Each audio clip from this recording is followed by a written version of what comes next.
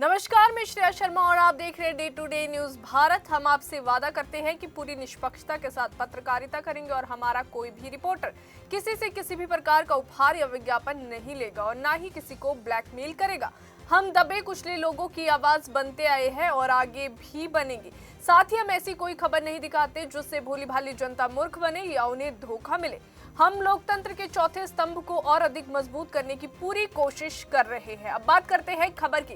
भारत और चीन के बीच 5 साल बाद फिर से आसमानों में कनेक्टिविटी बहाल हो गई है। आपको बता दें कि दोनों देशों के रिश्तों में नई गर्माहट की झलक तब देखने को मिली जब इंडिगो की फ्लाइट 6E1703 ने कोलकाता के नेताजी सुभाष चंद्र बोस अंतर्राष्ट्रीय हवाई अड्डे से उड़ान भरी और चीन के ग्वांगझू बाइयून इंटरनेशनल एयरपोर्ट के लिए रवाना हुई। ये उड़ान लगभग 176 यात्रियों को लेकर रात 10 बजे जो है कोलकाता से रवाना हुई और सुबह 4:05 पर जो है बीजिंग पहुंच गई।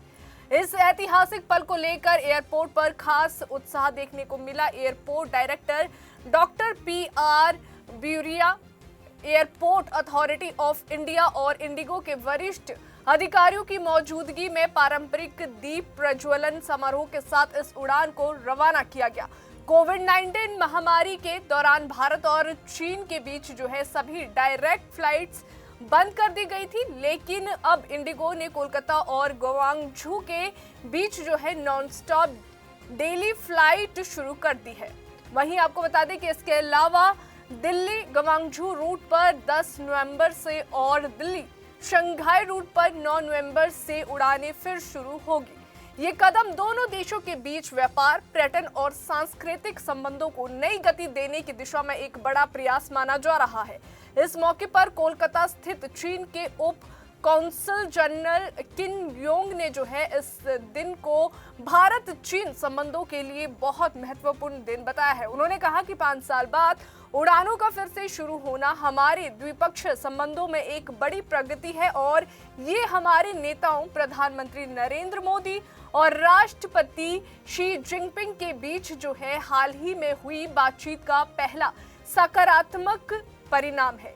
किम योंग ने जो है आगे कहा कि भारत और चीन दोनों ब्रिक्स, SCO और ग्लोबल साउथ जैसे मंचों के अहम सदस्य हैं और अब समय की मांग है कि दोनों देश जो है प्रतिस्पर्धा से ज्यादा सहयोग पर ध्यान दें। वहीं कोलकाता एयरपोर्ट के डायरेक्टर डॉक्टर ब्यूरिया ने जो है उन्होंने कहा कि ये भारत सरकार की शानदार पहल है और एयरपोर्ट अथॉरिटी ऑफ इंडिया की ओर से सभी आवश्यक सुविधाएं प्रदान की जा रही है। उन्होंने बताया कि ये उड़ान अब नियमित रूप से जो है संचालित होगी और फिलहाल इंडिगो इसे चला रही है।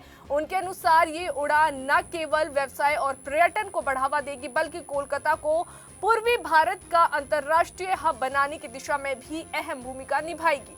ये उड़ान केवल यात्रियों के लिए सुविधा नहीं बल्कि भारत और चीन के बीच जो है विश्वास और संवाद की बहाली का प्रतीक भी मानी जा रही है। जहां पहले महामारी और तनावपूर्ण रिश्तों के कारण दूरी बढ़ गई थी, वहीं अब ये उड़ान दोनों देशों के बीच बढ़ते सहयोग, साझेदारी और परस्पर समझ के नए युग की शुरुआत का प्रतीक बन गई है। अभी के लिए फिलहाल इतना ही। देश और दुनिया की ताजा खबरें जानने के लिए देखते रहिए day to day news Bharat और हमारे चैनल को लाइक और सब्सक्राइब करना ना भूलें।